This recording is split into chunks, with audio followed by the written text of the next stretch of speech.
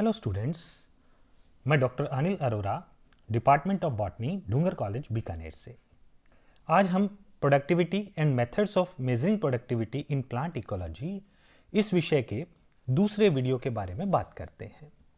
पहले वीडियो में हमने किसी भी इकोसिस्टम में, किसी भी पारितंत्र में उत्पादकता को मापने की या प्राइमरी प्रोडक्टिविटी को, प्राथमिक उत्पादकता को मापने की दो विधियों का वर्णन किया था, जिसमें प्रथम विधि में हमने light and dark bottle method देखा था और सेकंड विधि में हमने रेडियो एक्टिव ट्रेसर टेक्निक का जिक्र किया था।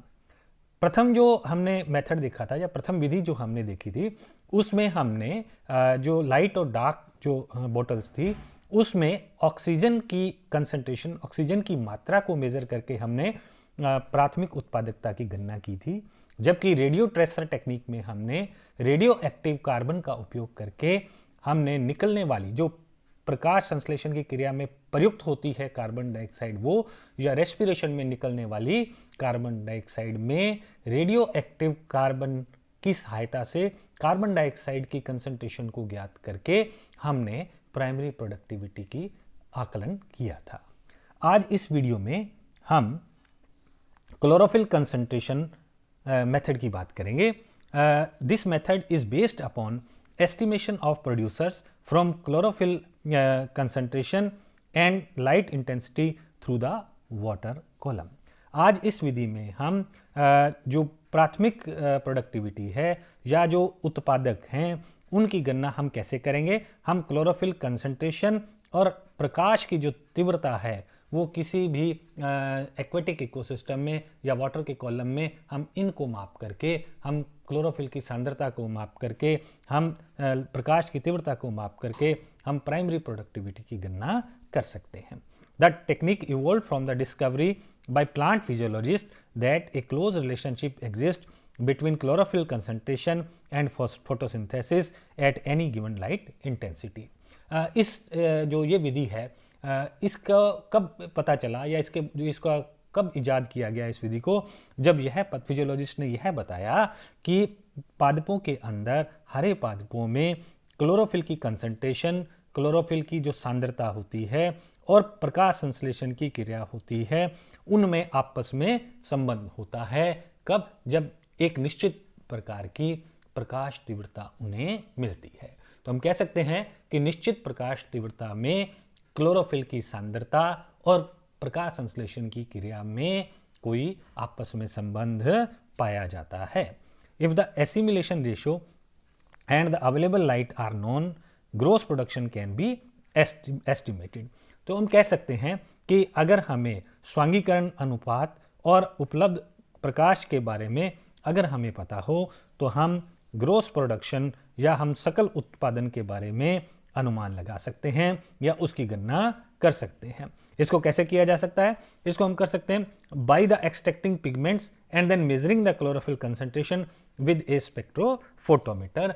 इसको हम कैसे करते हैं? हम पादप के पिगमेंट्स को एक्सट्रैक्ट कर लेते हैं, पिगमेंट को हम निकाल करके, अर्थात हम स्पेक्ट्रोमीटर की सहायता से क्लोरोफिल की कंसंट्रेशन को ज्ञात कर लेते हैं और उसके द्वारा हम ग्रोस प्रोडक्शन का पता लगा सकते हैं।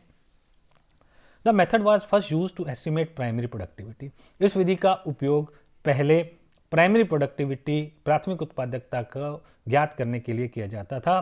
किसमें? लार्ज वाटर बॉडीज में, जैसे समुद्र हैं, जैसे बड़ी बड़ी झीलें हैं, उनमें प्राथमिक उत्पादन की गणना के लिए इस मेथड का उपयोग किया जाता था। लेकिन धीरे धीरे यह विधि जो है वो टेरेस्ट्रियल इकोसिस्टम, स्थलीय पारितंत्र में भी उपयोगित की जाने लगी। इसका उपयोग स्थलीय पारितंत्र में प्राइमरी प्रोडक्टिविटी की गणना करने के लिए भी किया जाने लगा।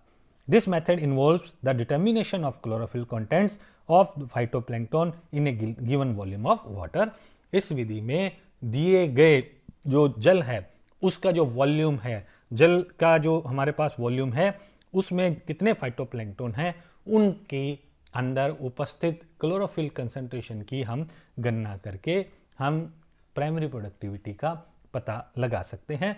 तो हम कह सकते हैं कि किसी भी निश्चित जो जल है, जल की मात्रा है निश्चित हमारे पास, उस जल की मात्रा में जितने भी फाइटोप्लैंक्टन उपस्थित होंगे, उन फाइटोप्लैंक्टन्स को हम ले करके उनमें उपस्थित क्लोरोफिल कंसंट्रेशन को स्पेक्ट्रोफोटोमीटर की सहायता से ज्ञात कर लेंगे, तो हम वहां पर प्राइमरी प्रोडक्टिविटी का पता लगा सकते हैं। Because all plant need chlorophyll to carry on photosynthesis, the amount of chlorophyll in a given amount of water is a direct measure of the total biomass or standing crop of the phytoplankton it contains। क्योंकि हम जानते हैं कि हरे पादपों को प्रकाश संश्लेषण की क्रिया के लिए क्लोरोफिल की आवश्यकता होती है। The amount of chlorophyll in A given amount of water, दिए गए जल की मात्रा के अंदर जितनी भी क्लोरोफिल उपस्थित होती है वो हमें सीधे तौर पर क्या बताती है कि कुल बायोमास, कुल जैव भार कितना है, कुल स्टैंडिंग क्रॉप अर्थात खड़ी फसल की क्या है जो फाइटोप्लैंक्टन के अंदर उपस्थित होती है। अर्थात हम सीधे तौर पर फाइटोप्लैंक्टन में बनने वाले भोजन का गणना कर सकते हैं। The chlorophyll is extracted chemically and the amount of chlorophyll is measured. जो क्लोरोफिल है उनको रासायनिक रूप से हम पादपों से अलग करते हैं और फिर उनकी जो क्लोरोफिल की जो सांद्रता है उसको माप लिया जाता है। The deeper the colour the greater is the concentration. जितना गहरा हरा रंग होता है उतना ही ज़्यादा क्लोरोफिल उपस्थित होता है, concentration of the chlorophyll and therefore phytoplankton biomass. तो जितना ज़्यादा क्लोरोफिल होगा, जितनी ज़्यादा क्लोरोफिल की सांद्रता होगी, उतना ज़्यादा पादप क्या करेंगे, प्रकाश संश्लेषण की क्रिया करेंगे, अतः उतना ही बायोमास ज़्यादा होगा, उतना ही प्राइमरी प्रोडक्शन ज़्यादा होगा, उतना ही प्राथमिक उत्पादन ज़्यादा होगा। The technique has a problem that chlorophyll concentration varies with phytoplankton species. यहाँ भी हम इस विधि की लिमिटेशंस को देख सकते हैं, इस विधि की कमी को देख सकते हैं कि सबसे बड़ी कमी क्या है इस विधि के अंदर कि हर फाइटोप्लैंक्टन के अंदर, हर पादप प्लवक के अंदर क्लोरोफिल की कंसंट्रेशन सांद्रता अधिक हो सकती है। उनकी स्पीसीज के आधार के ऊपर क्लोरोफिल की सांद्रता अलग अलग उपस्थित हो सकती है। And even within the cells of species, और एक ही जाति की विभिन्न कोशिकाओं में क्लोरोफिल की सांद्रता को भी डिफरेंट भिन्न देखा गया है। फर्दर एक्सट्रैक्शन टेक्निक में अल्टर द क्लोरोफिल। और दूसरा हम देखते हैं कि जब हम थोड़ा सा किसी क्लोरोफिल को या पिगमेंट्स को किसी केमिकल विधि के द्वारा जब हम बाहर निकालते हैं तो उसकी मात्रा में थोड़ा बहुत फर्क आ जाता है। वो केमिकल में डिसॉल्व हो सकती है, वो पूरी तरह से एक्सट्रैक्ट नहीं हो सकती। तो यह इस विधि की कमियां हैं या लिमिटेशंस हैं। अब हम दूसरी विधि की बात करेंगे, कार्बन डाइऑक्साइड फ्लक्स।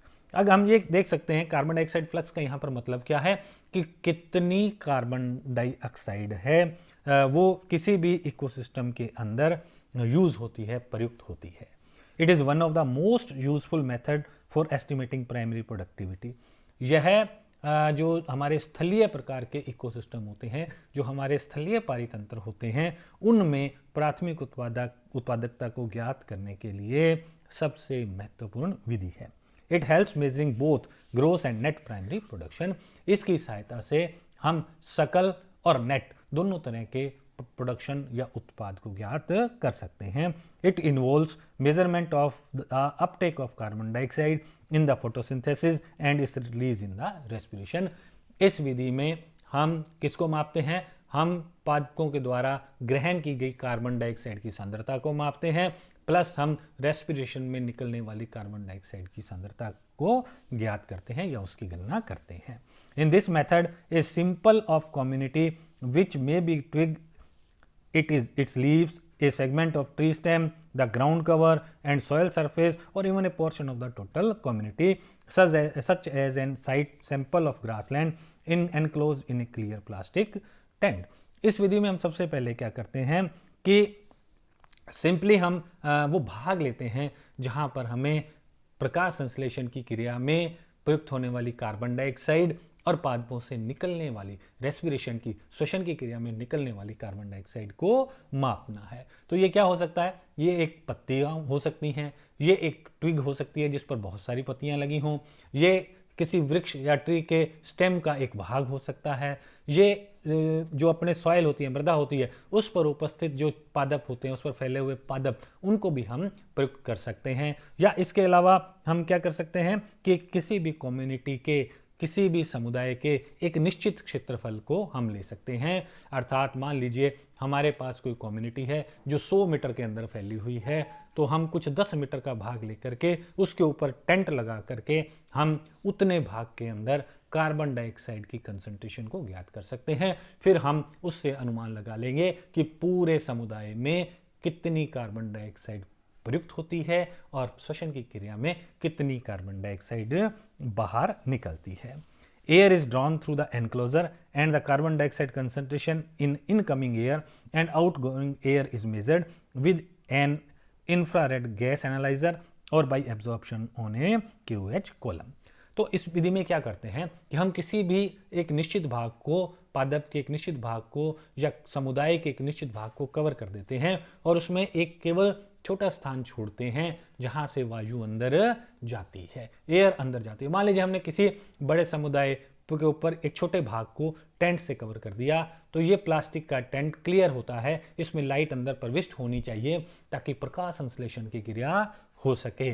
तो यहाँ पर हम वायु के अंदर जाने के लिए एक निश्चित मार्ग रख देते हैं और बाकी सारे हिस्से को हम पूरी तरह से कवर कर देते हैं। जब वायु हमने ज्ञात करनी है तो पहले हम उस टेंट में उपस्थित सारी वायु को हम बाहर निकाल देते हैं और फिर जब उसके अंदर वायु प्रविष्ट होनी शुरू होती है तो हम अंदर प्रविष्ट होने वाली वायु में कार्बन डाइऑक्साइड की कंसंट्रेशन को और अंदर पादपों के द्वारा रेस्पिरेशन की क्रिया में, श्वसन की क्रिया में उत्पन्न कार्बन डाइऑक्साइड जो बाहर निकलती है, उसकी सांद्रता को हम इंफ्रारेड गैस एनालाइजर, ये एक टेक्निक होती है, ये हमारे पास एक तरह का इक्विपमेंट होता है, उसकी सहायता से, या हम QH चूंकि कार्बन डाइऑक्साइड को अवशोषित कर लेता है तो QH के कॉलम लगा करके QH की सहायता से हम उसमें कितनी कार्बन डाइऑक्साइड अवशोषित होती है उसकी सहायता से भी हम कार्बन डाइऑक्साइड की सांद्रता को ज्ञात कर सकते हैं। तो ये यहां पर हम देखते हैं, the assumption is that any carbon dioxide remove from the incoming air during the day has been incorporated into inorganic matter. तो यहां पर हम ये इस बात का अंदाजा लगाते हैं कि जो भी कार्बन डाइऑक्साइड दिन के समय में वायु में उपस्थित थी वो बनने वाले ऑर्गेनिक जो मैटर है, जो बनने वाले ऑर्गेनिक पदार्थ हैं, जो बनने वाला भोजन है या प्रोडक्शन है, उसके अंदर सम्मिलित होती है। Therefore, the quantity of carbon dioxide in the enclosure is equivalent to the photosynthesis।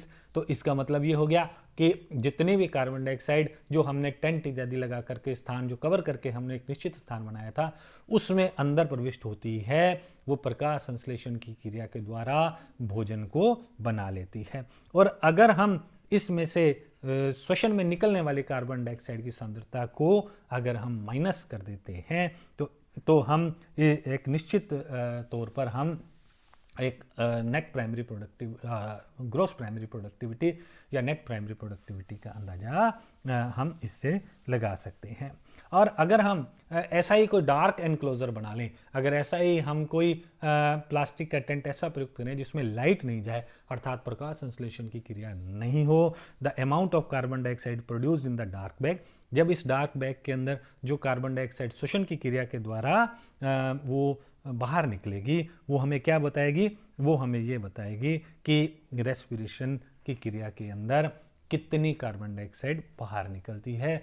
तो निश्चित तौर पर प्रकाश संश्लेषण की क्रिया में जो भोजन बना, श्वसन की क्रिया में उस भोजन का ब्रेकडाउन हुआ और उसकी सहायता से कार्बन डाइऑक्साइड बाहर निकली। तो यह हमें सीधे तौर पर बनने वाले उत्पाद के बारे में बता देती है, उसकी क्वांटिटी के बारे में बता देती है। तो अगर हम quantity of carbon in the light and dark enclosure added together, अगर हम जो हमारे पास जो डार्क जो एनक्लोजर था उसको जो लाइट एनक्लोजर था जिसमें प्रकाश जा सकता था, तो प्रकाश में और अंधकार में एनक्लोजर जो बंद हमारे स्रोत थे उनमें से जो कार्बन डाइऑक्साइड है उसमें कार्बन की मात्रा की हम गणना करके ग्रॉस प्रोडक्शन का सकल उत्पाद को हम ज्ञात कर सकते हैं। तो इस प्रकार ये दो विधियों के द्वारा भी किसी भी पारितंत्र में प्रोडक्टिविटी या उत्पादकता की गणना की जा सकती है। Thank you so much.